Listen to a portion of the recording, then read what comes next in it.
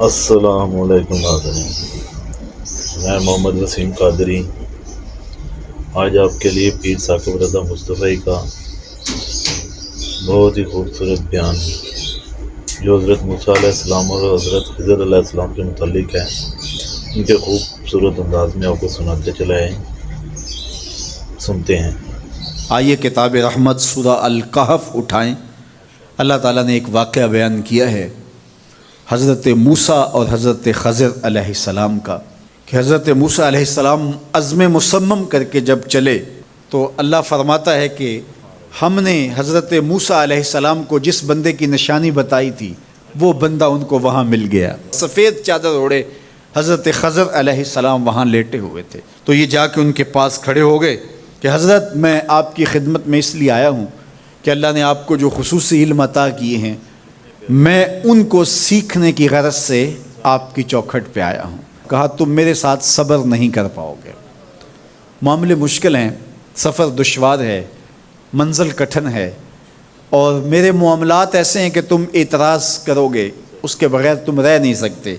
حضرت موسیٰ علیہ السلام نے کہا اگر اللہ نے چاہا تو آپ دیکھیں گے میں صبر کروں گا اور آپ کے کسی حکم کی کسی کام کی میں نافرمانی نہیں کروں گا، کسی کام کا انکار نہیں کروں گا۔ کہا کہ اچھا شرط یہ ہے کہ جو میں کروں اس پر تم اعتراض نہیں کرو گے، سوال نہیں کرو گے، یہاں تک کہ میں خود ہی نہ بتاؤں۔ تو کہا کہ یہ شرط ٹھہری، میں کوئی بات نہیں کروں گا۔ فانطلقا، دونوں چل پڑے، دریا کے پار جانا تھا۔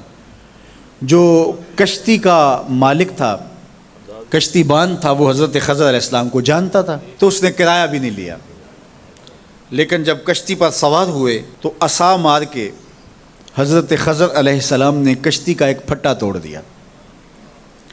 تو بے ساختہ حضرت موسیٰ علیہ السلام نے کہا آپ نے پھٹا توڑ دیا، یہ سارے ڈوب جائے؟ کہا میں نے کہا تھا نا تم میرے کاموں پہ صبر نہیں کر پاؤ گے۔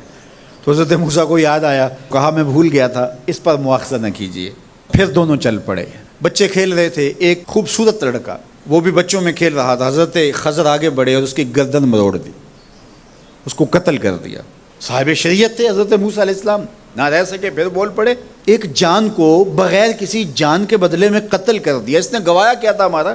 آپ نے بہت ہی جو ہے وہ غلط کام کیا، یہ کام اچھا نہیں کیا آپ نے۔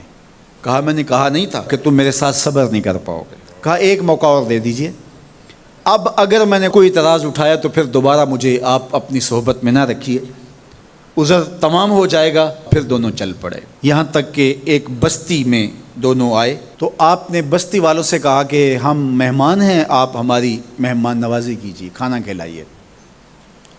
تو انہوں نے انکار کر دیا، کہا کہ ہم تو آپ کو بلایا نہیں ہے، آپ خود آئے ہیں، آپ اپنے کھانے کا خود انتظام کیجیے۔ گزر رہے تھے گلی سے تو ایک دیوار گرنا چاہ رہی تھی، تو جلدی سے اس دیوار کو مرمت کر دیا۔ کہا حضرت ہم اگر چاہتے تو اس پہ اجر لے سکتے تھے، انہوں نے ہمیں کھانا تک نہیں دیا اور ہم ان کی دیواریں سیدھی کر رہے ہیں۔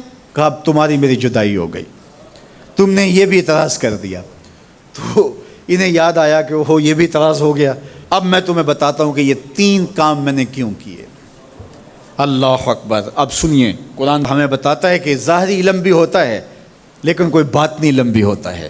کہا وہ پہلی بات کشتی والی سنو، یہ 2 مسکین بچوں کی کشتی تھی، ان کے گھر کا چولہا اس کی کمائی سے جلتا تھا۔ دریا کنارے کنارے ایک ظالم بادشاہ رہا تھا جو لوگوں کی کشتیاں چھین رہا تھا، ہم نے تھوڑا سا عیب لگا دیا، وہ ٹوٹی کشتی چھوڑ کے چلا گیا۔ اب وہ تھوڑے سے پیسے لگا کے کشتی مرمت کرا لیں گے، گھر کا چولہا جلتا رہے گا، بتاؤ اچھا کیا یا برا کیا؟ کہا رہی بات اس بچے کی جس کو ہم نے قتل کیا، اس کے ماں باپ مومن تھے، نیک تھے، صالح تھے، بچے نے بڑا ہو کے بہت برا ہونا تھا، ہم نے اس کو قتل کر دیا، اللہ اس کے بدلے ان کو بہتر اولاد دے گا۔ علماء تفسیر نے لکھا ہے اس بچے کے بدلے میں اللہ نے ان والدین کو ایک بیٹی عطا کی جس کی نسل سے 70 نبی پیدا ہوئے۔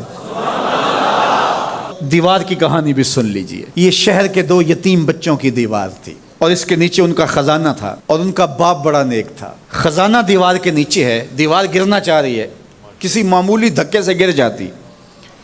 2 ہی صورتیں تھیں، یا وہ بچے خود اپنا خزانہ اٹھا لیتے یا لوگ اٹھا کے لے جاتے۔ لوگ اٹھا کے لے جاتے پھر بھی ہاتھ میں کچھ نہ آیا، اور اگر وہ خود اٹھا لیتے تو بچے ہیں، بچپنے کی وجہ سے وہ اس کو اڑا دیتے، تو ہم نے اس کے اوپر دیوار کھڑی کر دی۔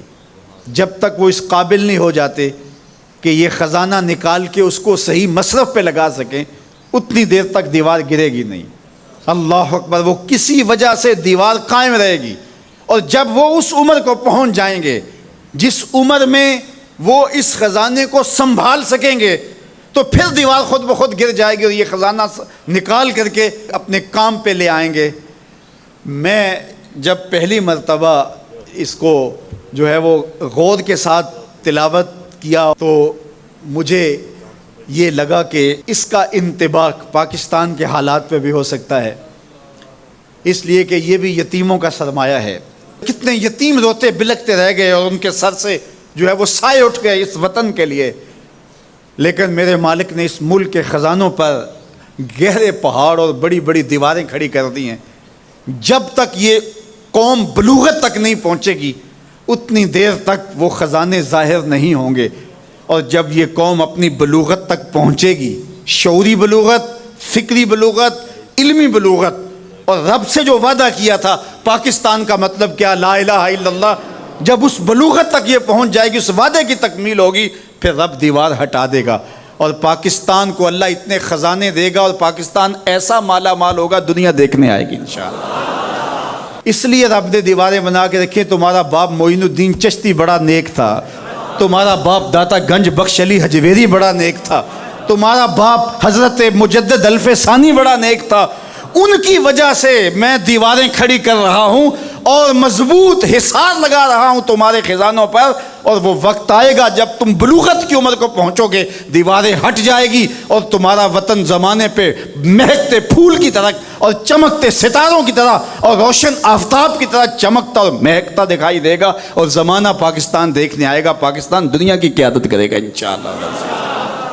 تو کہا یہ تعویل ہے ان باتوں کی جو باتیں میرے رب نے مجھے بتائی، اور یہ میں نے اپنی مرضی سے نہیں کہیں، اور جو میں نے کیا اپنی مرضی سے نہیں کیا۔